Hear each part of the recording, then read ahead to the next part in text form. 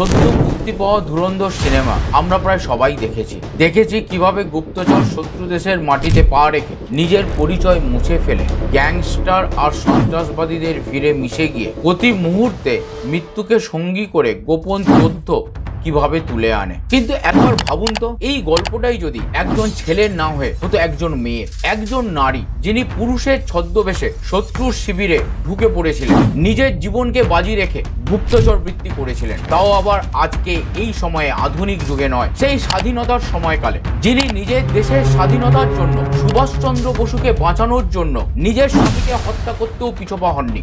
ধরা পড়ার পর তাকে পাঠানো হয়েছিল আন্দামান নিকোবরের সেলুলার জেলে, কালাপানির অন্ধকার সেল। তাকে বলা হয়েছিল সুভাষচন্দ্র বসু তথা আজাদ হিন্দ বাহিনীর সমস্ত গোপন তথ্য, সমস্ত খবরাখবর বলে দেওয়ার জন্য। বিনিময়ে মিলবে মুক্তি, অন্যথায় মিলবে সীমাহীন যন্ত্রণা, যার কথা আমরা কল্পনাও করতে পারি না। কিন্তু তিনি মাথা নত করেননি, তার ফলে তার ডান দিকের ব্রেস্ট কেটে নেওয়া হয়েছিল।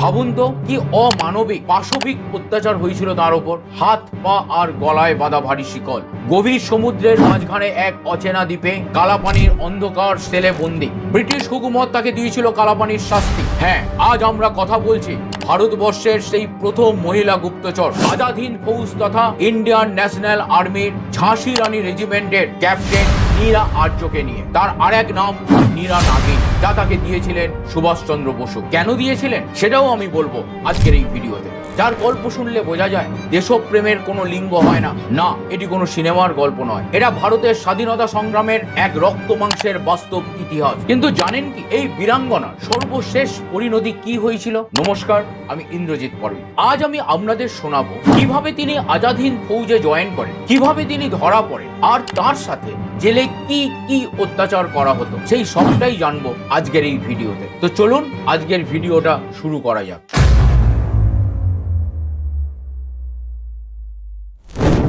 নীরা আর্যর জন্ম 5ই মার্চ সাল 1902 তৎকালীন ইউনাইটেড প্রভিন্সের মেরঠ জেলার খেকরা শহরে এক ধনী ও অভিজাত জাট পরিবারে, যা বর্তমানে উত্তরপ্রদেশের বাগপত জেলায় অবস্থিত। তার বাবা মহাবীর সিং এবং মা লক্ষ্মী দেবী। তার এক ছোট ভাই ছিল, তার নাম বসন্ত। মাত্র 8 বছর বয়সে নীরা বাবা মা দুজনকেই হারিয়েছিল। ঠিক এই সময় খেগরায় আয়োজিত আর্য সমাজ সম্মেলনে অংশ নিতে আসা হরিয়ানার সেট চৌধুরী ছাজুরাম লাম্বা, বা কেউ কেউ তাকে ছাজ্জু মালও বলতো, তিনি নীরা আর্য তার ভাই বসন্ত কুমারকে দত্তক নেন। তাদের লালন পালন ও শিক্ষার সম্পূর্ণ দায়ভার গ্রহণ করেন। সেট চৌধুরী ছাজুরাম ছিলেন এক প্রখ্যাত প্রভাবশালী ব্যবসায়ী, যার ব্যবসা কলকাতা সহ সমগ্র ভারতবর্ষের বিভিন্ন অংশে বিস্তৃত ছিল। তার তত্ত্বাবধানে নীরা আর্য কলকাতার একটি নামকরা বিদ্যালয়ে শিক্ষালাভ করেন এবং হিন্দি, ইংরেজি ও বাংলা সহ একাধিক ভাষায় দক্ষতা অর্জন করেন। দত্তক পিতার প্রভাবে নীরা আর্য ও তার ভাই আর্য সমাজের আদর্শে দীক্ষিত হয়ে ওঠেন। ছাজুরামজি ছিলেন অত্যন্ত দয়ালু, দানশীল ও দেশপ্রেমিক ব্যক্তি। একবার শহীদে আজম ভগৎ সিং এবং তার বিপ্লবী সঙ্গিনী সুশীলা ভাবী ব্রিটিশ পুলিশের হাত থেকে আত্মগোপন করার জন্য প্রায় 1 মাস শেঠ চৌধুরী ছাজুরামের বাড়িতে আত্মগোপন করেছিলেন। বিপ্লবী ও বিভিন্ন দেশপ্রেমিক নেতা নেত্রীরা প্রায়ই শেঠ ছাজুরামের বাড়িতে আসতেন, অর্থাৎ তাদের যাতায়াত ছিল, যার অত্যন্ত গভীর প্রভাব পড়ে নীরা আর্যার ওপর। এবং ছোটবেলা থেকেই নীরা আর্যার মনে দেশকে স্বাধীন করার, স্বাধীন ভারতবর্ষ তৈরি করার বীজ রোপিত হয়েছিল। কিন্তু কিভাবে সুভাষচন্দ্র বসুর সঙ্গে নীরা আর্যার সাক্ষাৎ হয়েছিল আপনারা জানেন কি? না, আজাদ হিন্দ ফৌজে নয়, তারও আগে নীরা আর্যার কৈশোর বয়সে বন্ধুদের সঙ্গে সমুদ্র তীরে পিকনিকে গিয়েছিলেন একবার। সাঁতার জানা সত্ত্বেও আগে কখনো বড় নদী বা সমুদ্রে না নামার কৌতূহলে তিনি সমুদ্রের জলে নামেন সাঁতার কাটার জন্য এবং মুহূর্তের মধ্যে এক প্রবল ঢেউয়ের তোড়ে পড়ে ডুবে যেতে শুরু করেন। এই দৃশ্য দেখে তার সঙ্গে থাকা তার সাথীরা আতঙ্কিত হয়ে সাহায্যের জন্য চিৎকার করতে শুরু করেন। তখন হঠাৎই এক সাহসী যুবক সমুদ্রে ঝাঁপ দিয়ে নীরা আর্যের প্রাণ রক্ষা করেছিলেন। কৃতজ্ঞ নীরা তার পরিচয় জানতে চাইলে চাইলে তিনি নিজেকে সুভাষচন্দ্র বসু বলে জানিয়েছিলেন এবং তাকে একা সাঁতার না কাটার পরামর্শ দিয়েছিলেন। নীরা আর্য সুভাষচন্দ্র বসুকে ভাই বলে জীবন রক্ষার জন্য কৃতজ্ঞতা জানালে সুভাষচন্দ্র বসুও স্মরণ করিয়ে দেন সেদিন রাখি বন্ধনের দিন ছিল এবং তাকে হাতে রাখি বাঁধতে অনুরোধ করেন। এইভাবেই প্রথম সাক্ষাতেই তিনি নীরা আর্যকে নিজের বোন হিসেবে গ্রহণ করেছিলেন। কিভাবে তিনি আজাদ হিন্দ ফৌজে জয়েন করলেন আর কিভাবে তিনি ধীরে ধীরে সুভাষচন্দ্র বসু তুরুপের তাস হয়ে উঠলেন আর কেনই বা তিনি নিজের স্বামীকে মেরেছিলেন, সেই গল্প বলবো এর পরের অধ্যায়ে।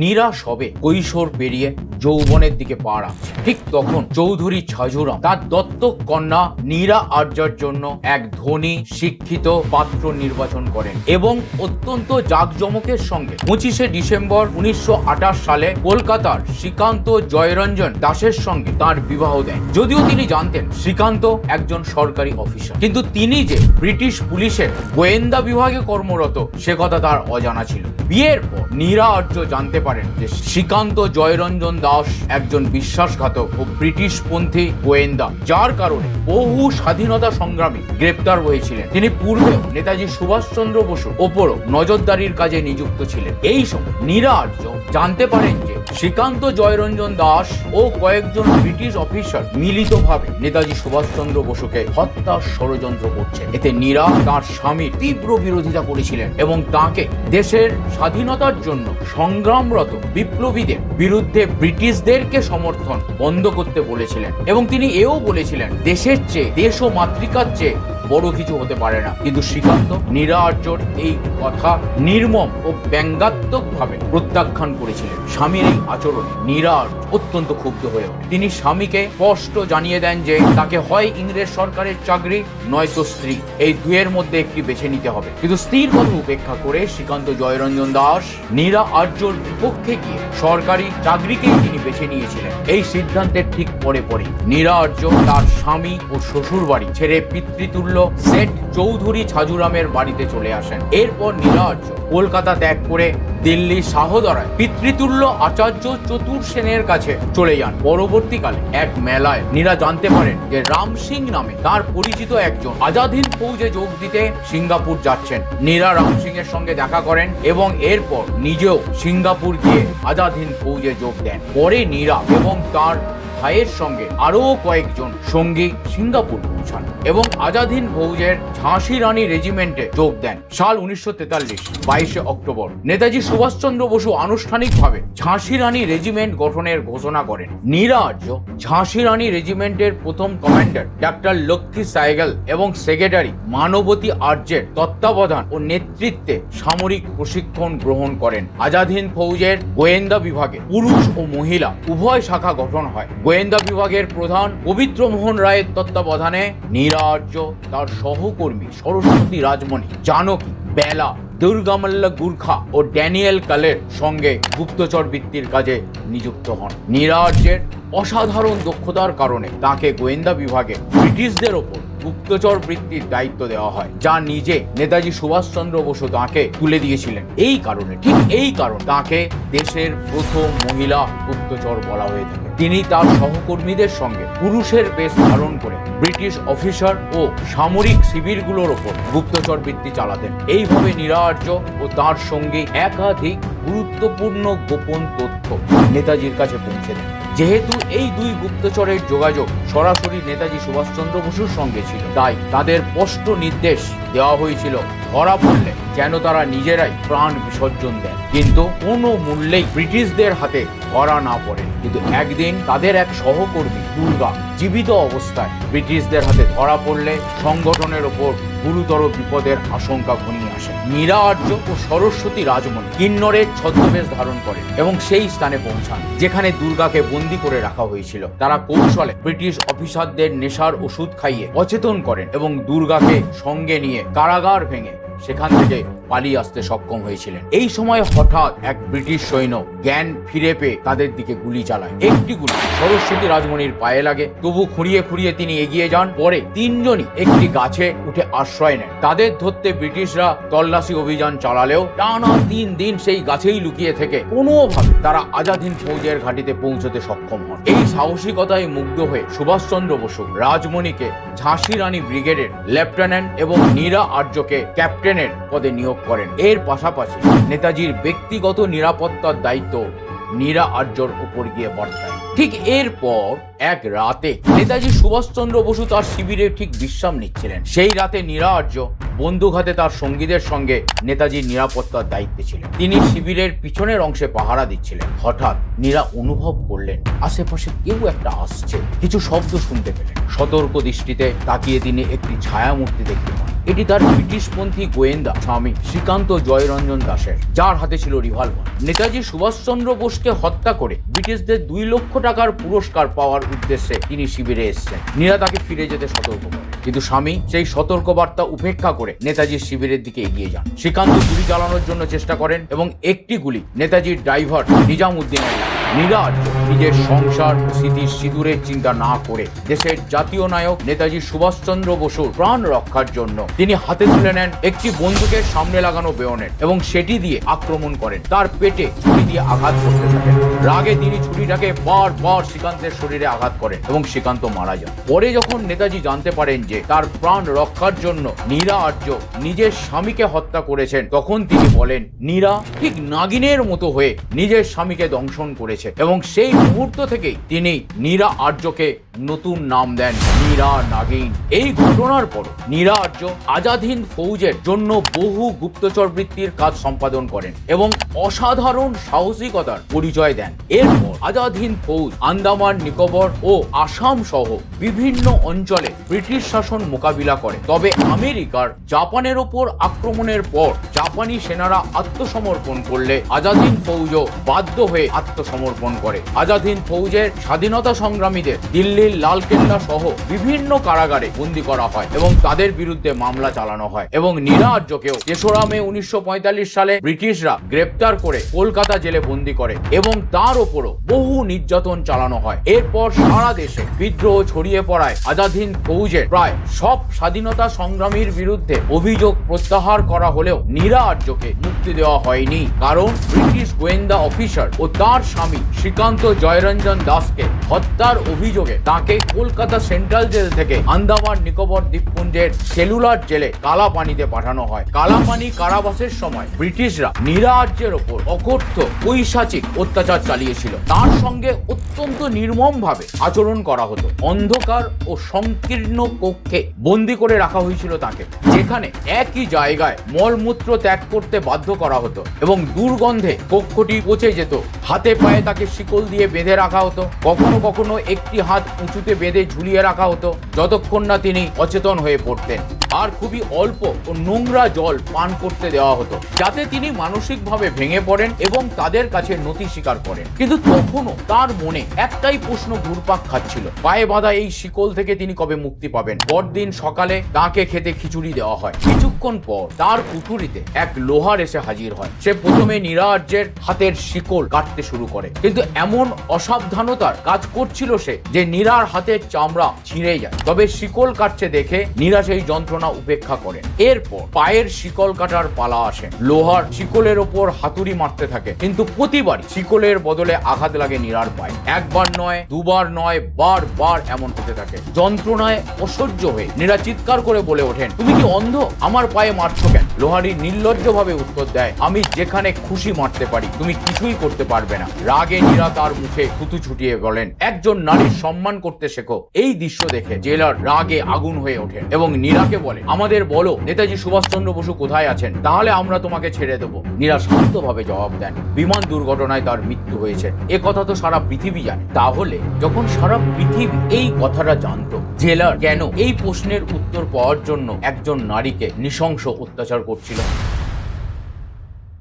আসলে 18ই আগস্ট 1945 তাইহুক থেকে টোকিও যাওয়ার সময় নেতাজি সুভাষচন্দ্র বোস যে বিমানে ছিলেন সেটি দুর্ঘটনাগ্রস্ত হয়েছিল। দ্বিতীয় বিশ্বযুদ্ধের সময় ইম্পেরিয়াল জাপানি আর্মির ওই বোমারু বিমান বিধ্বস্ত হয়। এতে লেফটেন্যান্ট জেনারেল সুনামাসা সিদেই সহ বিমানটির পাইলট এবং কো পাইলট ঘটনাস্থলেই প্রাণ হারান। সেই বিমানে ছিলেন সুভাষচন্দ্র বসু এবং তার chief staff colonel Habibur Rahman. পরবর্তীকালে হাবিবুর রহমানের বয়ান অনুসারে বিমান বিধ্বস্ত হলেও তারা দুজনেই বেঁচে গিয়েছিলেন, কারণ বিমানটি তখন সবেমাত্র টেক অফ করছিল এবং তাতে প্রচুর জ্বালানি ছিল। ফলে পুরো বিমান আগুনে জ্বলে যায় ও নেতাজি এবং হাবিবুর রহমানের গায়ে আগুন লেগে যায়। এরপর দুজনকেই হাসপাতালে নিয়ে যাওয়া হলেও কর্নেল হাবিবুর রহমান বেঁচে গেলেও নেতাজি সুভাষচন্দ্র বোসকে কিন্তু বাঁচানো যায়নি। 10 বছর পর কর্নেল হাবিবুর রহমান এক অফিসারের সামনে সাক্ষ্য দিয়েছিলেন, যিনি সুভাষচন্দ্র বসুর মৃত্যু প্রমাণ যাচাই করছিলেন। কিন্তু ওই মধ্যবর্তী 10 বছরে বিমান বিধ্বস্ত হওয়া নিয়ে অনেক কনস্পিরেসি থিওরি প্রচলিত হয়েছিল। এজন্য আজও সন্দেহ মুছে যায়নি এবং মানুষ প্রশ্ন করতে থাকে। আনুষ্ঠানিকভাবে আমরা সুভাষচন্দ্র বসুকে বিমান বিধ্বস্ত ঘটনায় হারিয়েছিলাম। তৎকালীন ব্রিটিশ সরকার সুভাষচন্দ্র বসুর মৃত্যুর প্রমাণ চাইছিল, কারণ তারা সন্দেহ করছিল যে হয়তো বসু এখনো বেঁচে আছেন। এই বিমান ধ্বংসের ঘটনা, বিমান বিধ্বস্ত হওয়ার ঘটনা একটা অজুহাত মাত্র, কারণ বসু এর আগে ব্রিটিশদের চোখে ধুলো দিয়ে কলকাতা থেকে আফগানিস্তান পৌঁছে গিয়েছিলেন।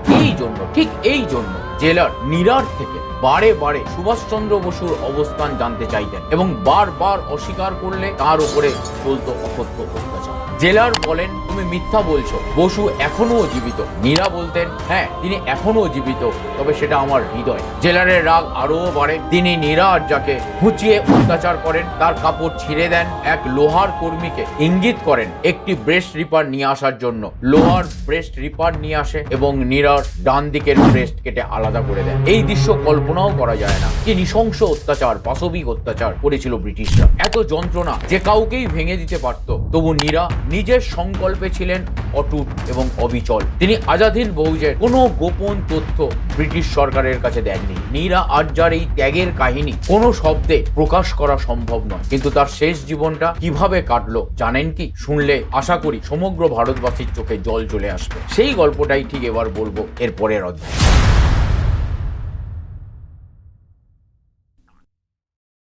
শেষ পর্যন্ত ক্রোধে উন্মত্ত ব্রিটিশরা নীরা আরজাকে একটি ঘূর্ণায়মান চাকার উপরে বসিয়ে নির্মমভাবে ঘোরাতে থাকে। তীব্র যন্ত্রণায় তার সারা শরীর ভেঙে পড়ে এবং তিনি অচেতন হয়ে পড়ে যান এবং সেই অচেতন অবস্থাতেই তাকে একটি দুর্গম ও বিপজ্জনক দ্বীপে ফেলে দেওয়া হয়। জ্ঞান ফিরলে নীরা দেখেন তাকে চারিদিক থেকে আদিবাসীরা ঘিরে আছে, যারা তাকে ভয় ও এক বিস্ময় ভরা চোখে দেখছে। ভাষা না বোঝায় তিনি ঈশ্বরকে স্মরণ করে ওম ধ্বনি উচ্চারণ করেন। এতে আদিবাসীরা তাকে দেবী বলে মনে করে। কয়েকদিন তাদের সঙ্গে থেকে নীরা তাদের ভাষা শেখেন এবং নিজের সংগ্রামের কথা তাদেরকে বলেন। ব্রিটিশদের প্রতি আদিবাসীদেরও গভীর ঘৃণা ছিল। তারা নীরা আরজাকে সম্মান জানিয়ে তার জন্য একটি মজবুত নৌকা তৈরি করে দেন। খাদ্য সহ সব প্রস্তুতি তারা করে দেন। দীর্ঘ ও বিপদসংকুল যাত্রা শেষে নীরা আরজা হায়দ্রাবাদে পৌঁছান। সেখানে গিয়ে জানতে পারেন ভারত অবশেষে স্বাধীনতা লাভ করেছে। হায়দ্রাবাদে নীরা আরজার স্বাধীনতা পরবর্তী জীবনের বিবরণ জানা যায় হিন্দি উর্দু লেখিকা মধুধামা রচিত গ্রন্থ নীরা আরজা আজাদ হিন্দ ফৌজ কি পেহেলি মহিলা জাসুস থেকে। এই গ্রন্থে উল্লেখ রয়েছে দেশ স্বাধীন হওয়ার পরও নীরা আরজা সংগ্রামের পথ থেকে সরে আসেননি। তিনি হায়দ্রাবাদ মুক্তি আন্দোলনে সক্রিয়ভাবে অংশগ্রহণ করেছিলেন। নিজামের শাসন থেকে হায়দ্রাবাদকে মুক্ত করার জন্য আর্য সমাজের সত্যাগ্রহ আন্দোলনে নীরা পুরোভাগে অংশগ্রহণ করেছিলেন। হায়দ্রাবাদের মহিলারাও তাকে ভালোবেসে পেদাম্মা বলে ডাকতেন। জীবনের শেষ পর্বে অন্তিম লগ্নে নীরা আরজা হায়দ্রাবাদে একটি ছোট কাঠের কুঁড়ে ঘরে থাকতেন এবং রাস্তার ধারে ফুল বিক্রি করে দিন কাটাতেন। পরে স্থানীয় প্রশাসন সরকারি জমির অজুহাতে সেই কুঁড়ে ঘরটিও ভেঙে দেয়। একদিন তিনি তীব্র জ্বরে অচেতন হয়ে পড়েন। তখন হিন্দি দৈনিক বার্তার সাংবাদিক, বর্তমানে লেখক তেজপাল সিং ধামা এবং তার স্ত্রী মধু ধামাকে সঙ্গে নিয়ে নীরা আরজাকে হাসপাতালে ভর্তি করান। নীরা আর্যের কাগজপত্র ও অসম্পূর্ণ আত্মজীবনী পড়ে তারা বুঝতে পারেন তিনি কোনো সাধারণ নারী নন। জ্ঞান ফিরে এলে তেজপাল সিং ধামার অনুরোধে নীরা আর্য তার সংগ্রামময় জীবনের অজানা ও অসমাপ্ত কাহিনী বলতে শুরু করেন, কিন্তু সে কাহিনী আর সম্পূর্ণ করা সম্ভব হয়নি। কয়েকদিন পর রবিবার 26শে জুলাই 1998 সাল হায়দ্রাবাদের চারমিনারের নিকটবর্তী উসমানিয়া হাসপাতালে 96 বছর বয়সে নীরা আর্য এক দরিদ্র, অসহায়, নিঃস্ব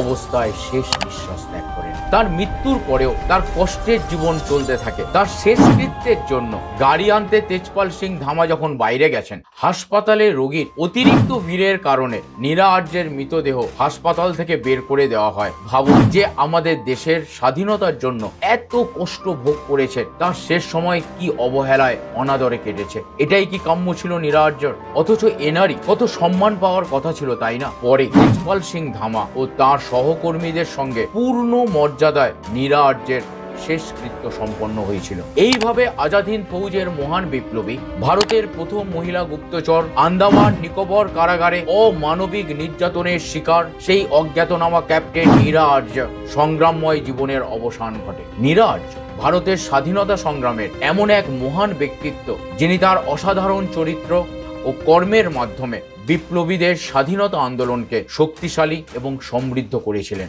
নিজের জীবন ও চরিত্রের মাধ্যমে নীরা আর্য প্রমাণ করে গেছেন যে দেশপ্রেমের কাছে পারিবারিক স্নেহ কিংবা ব্যক্তিগত কোনো সম্পর্ক অত্যন্ত তুচ্ছ। ভারতের স্বাধীনতার জন্য তার নিঃস্বার্থ আত্মবলিদান, আত্মত্যাগ, আত্মনিবেদন এই সত্যই তুলে ধরে আমাদের সামনে। তো এই ছিল আজাদ হিন্দ ফৌজের সেই বীরাঙ্গনা নারী নীরা আর্যর অবিশ্বাস্য কাহিনী। গল্পটি কেমন লাগলো অবশ্যই কমেন্ট বক্সে জানাবেন। আপনারা আর কার কার জীবনী দেখতে চান, কার সম্পর্কে জানতে চান, অবশ্যই কমেন্ট করবেন। এই ধরনের ভিডিও আরো পেতে, আরো বিভিন্ন অজানা বিষয় জানতে অবশ্যই চ্যানেলটিকে সাবস্ক্রাইব করুন। সঙ্গে থাকবেন, সুস্থ থাকবেন, ভালো থাকবেন। আবার দেখা হবে পরের ভিডিওতে অন্য কোনো গল্প নিয়ে। স্ক্রিনে দেখানো পরবর্তী ভিডিওটি অবশ্যই দেখুন। আশা করি আপনাদের ভালো লাগবে এবং নতুন কিছু জানতে পারবেন। আজ এই পর্যন্তই, দেখা হচ্ছে আবার পরের ভিডিওতে। জয় হিন্দ, বন্দে মাতরম।